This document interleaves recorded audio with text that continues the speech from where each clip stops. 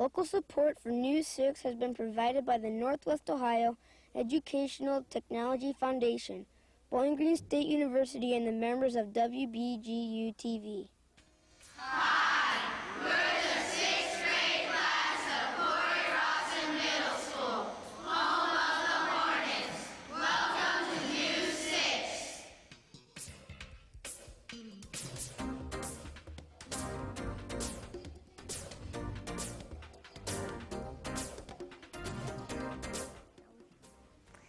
Hi, I'm Kristina Miller from Cory Rawson Middle School.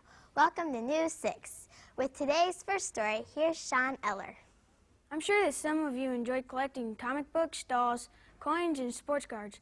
Well, our next story is about a card collector who has collected over 15,000 cards since 1975. Dave Underwood collects not only baseball cards, but also basketball and others. We'll let Josh Underwood tell us more. Hi, I'm Josh Underwood, and visiting my dad, Dave Underwood, in his card collection. What got you started collecting cards? Probably got started when I was growing up as a kid, and all kids collect baseball cards. I guess I started collecting them to keep when I was first as a minister in Winchester, Ohio, and had a couple boys in the community that liked to collect baseball cards. So it was a good way just to get to know them and share with them. What brand of cards do you collect? With baseball, I collect Topps. That seems to be the one that's been around the longest. When I started collecting basketball cards, I moved into Skybox because I was able to get the first series of the Skybox series. What is your most valuable card? Kind of hard to determine which is the most valuable right now. I had a Mickey Mantle card, I still do, that was would be worth quite a bit, but I wrote on it when I was a kid. I got a Ted Williams card that's got a thumbtack through it that would be worth quite a bit. Probably the most valuable card right now would be Dave Winfield's rookie card. But we also have some Roger Clemens cards that if he makes it to the Hall of Fame, that'll probably be worth more than any of the others. Why do you collect sports cards? I collect baseball cards just because it's a lot of fun. There is a little bit of money in it. It does make a nice investment if you can keep some of the more valuable cards and keep them in good condition. And it's just a good way of having fun with my boys, Josh and Jeremy. Thank you, Dad, for letting us interview you. Pleasure was mine. Thanks for coming. And now back to the studio.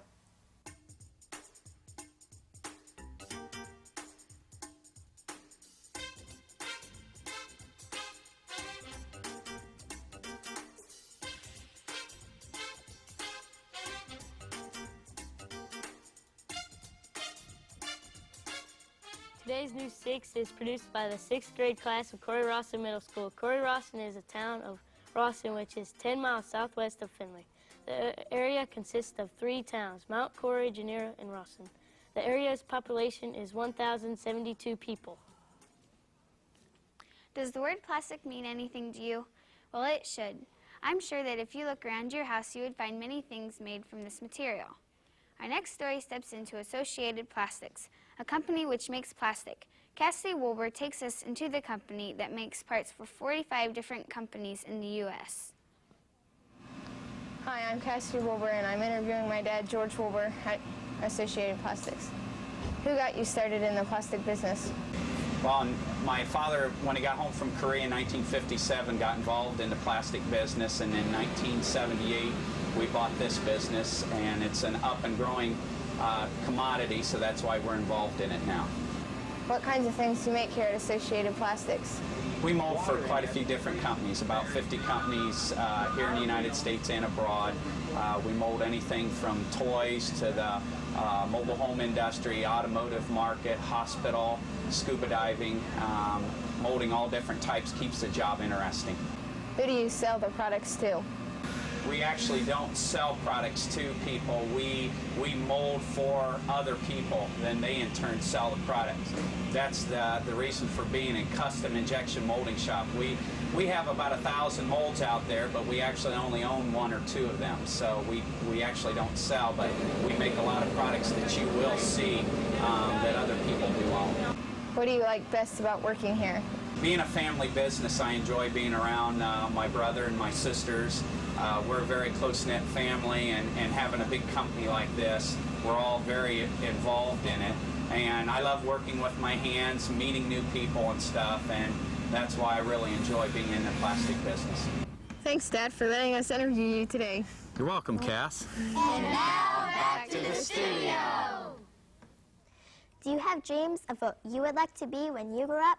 Well, this week's Kids View question asks the 6th graders, what do you want to be when you grow up and why? Here's what we found out.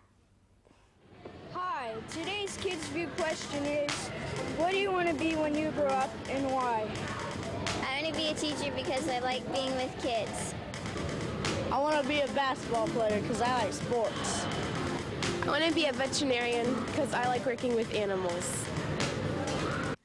Our final story today is about science and art of taxidermy. Carol Augsburger is an award-winning taxidermist and owner of the Gallery of Nature. A taxidermist stuffs and mounts the skin of dead animals. An example of this can be seen in museums all over the country. Josh Parkins takes us into the Gallery of Nature.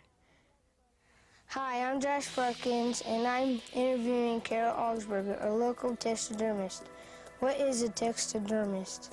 Taxidermy is putting the preserved skin on a mannequin and moving it around so that the animal will look as realistic as possible. What kind of species do you preserve? Okay, small game like raccoons and foxes, and large game like the mountain lions and big brown bears, wolves, deer heads, fish. Can you explain the process of taxidermy? Well, first of all, we preserve the skin.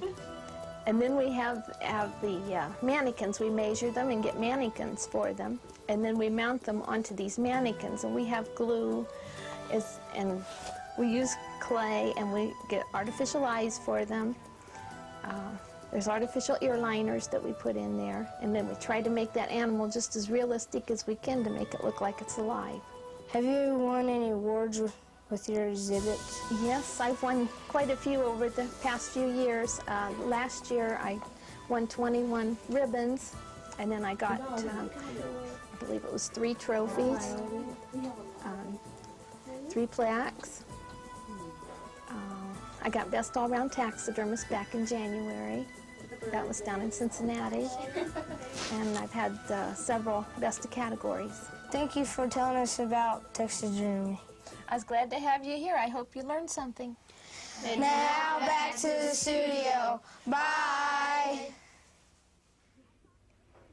That's all for this week's show. Thanks for watching. Be sure to tune in this fall when a brand new season of News 6 kicks off. Have a fun and safe summer vacation.